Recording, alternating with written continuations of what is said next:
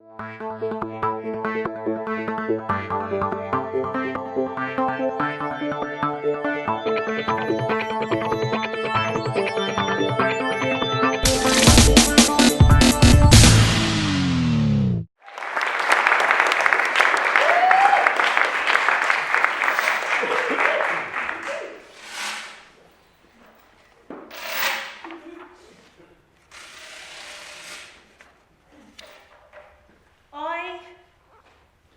hate roller coasters. I hate that moment between the end of the queue and the seat when you have to decide, are you really going to strap yourself into the ups and down railway of death? I hate the millimetre of give in the harness that tells you it is definitely going to open midway round to loop.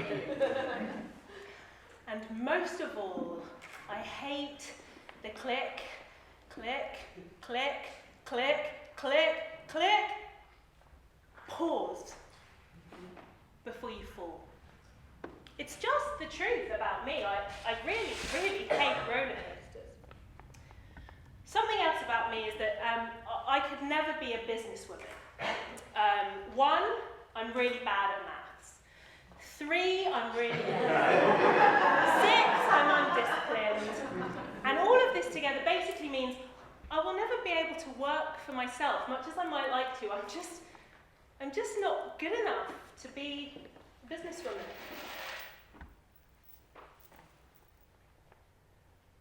Something else that I know about myself, and I'm sure you've guessed it by now, is that I am a show-off. I am loud, and I am annoying. And the reason I know this is that when I was 11 years old, 7 of my friends wrote me 4 A4 pages about how annoying I was. And I will never forget the girl who signed her name and dotted the I with a tiny heart. Still stings today. I am loud and annoying and a show-off, and people don't want to see that. I don't really need to be seen.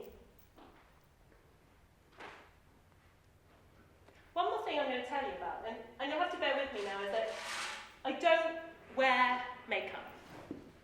And the reason that I don't wear makeup is that it's wrong to put something on your face that gives people an impression about you that's not the correct impression. That's just not on. You mustn't do that. And by the way, what if the boy that kisses you with the makeup on doesn't like you when you take it off? No, all things considered, it's a much better idea not to wear makeup.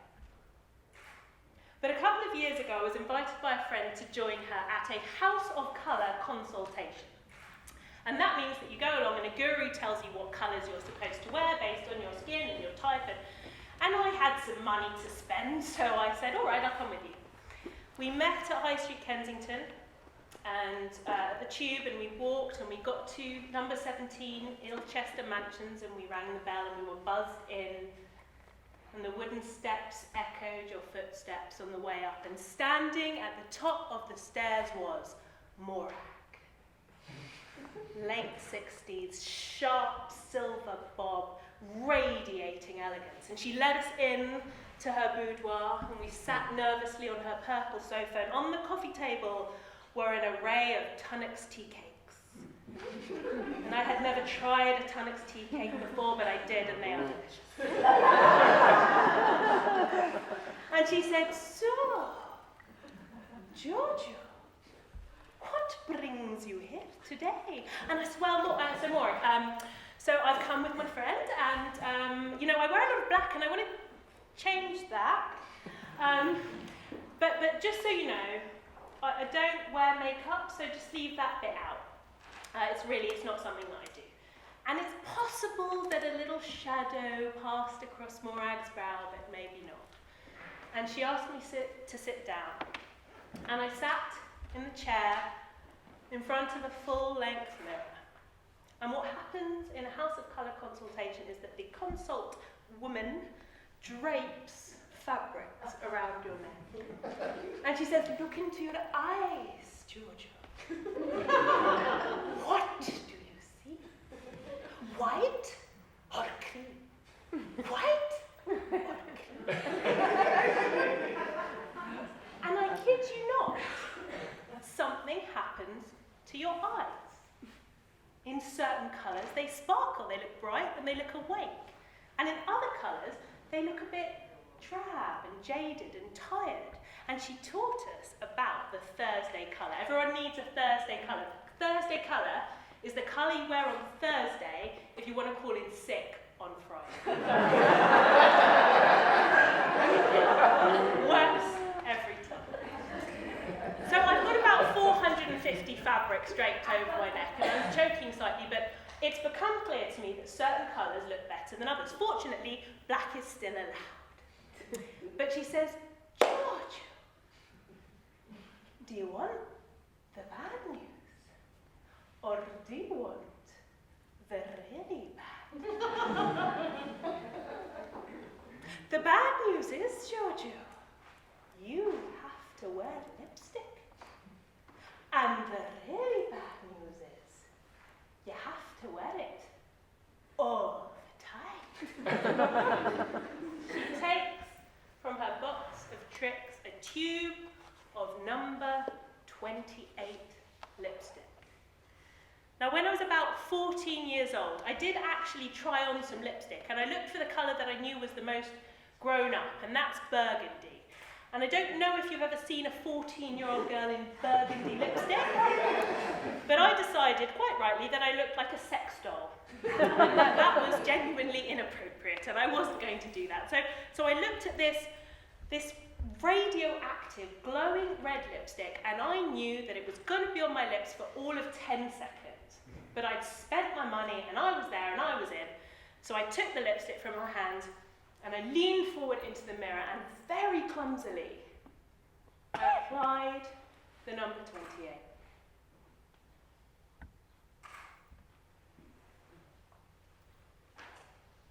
In the 2 years leading up to that day, I'd been in therapy every single week.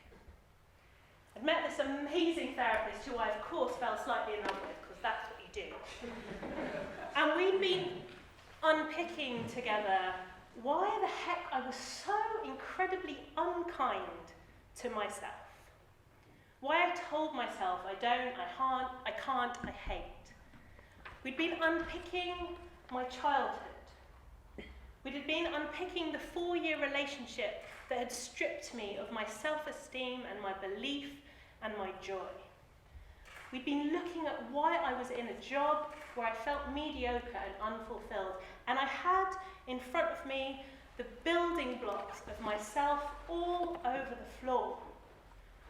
And I had no bloody idea how I was supposed to put myself back together. And in that moment, in the mirror, the little girl with the 4 pages of notes telling her she was a show-off went, "Fuck you, I'm fabulous!"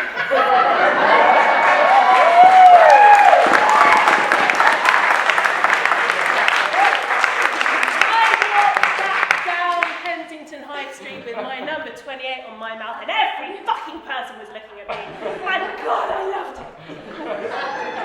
And I realised in that moment that lipstick wasn't a way to hide who I was. It was a conduit for the sexy, sassy, saucy, fabulous person I always wanted to be. And in that moment, I let go in a second of this idea that I don't wear makeup.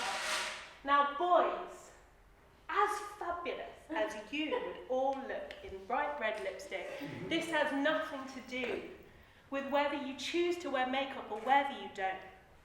This is about the stories that we tell ourselves are true, that are only stories that hold us back. And I put a picture of my sexy new face on Tinder, and I got myself a sexy new boyfriend, thank you very much. And I am standing because I know that I'm allowed to be seen. And last Monday, the 9th of January 2017, I quit my job. Yay! And I can only say that I bloody well better turn out to be a businesswoman after all. Brilliant. Brilliant. And not that long ago, I went with my sexy new boyfriend and his family to Alton Towers, and I discovered that I don't actually hate roller coasters that much at all, because in that moment, when you click, click, click, click, you might not be about to fall. You might be about to fly. And by the way, this is not a sex doll.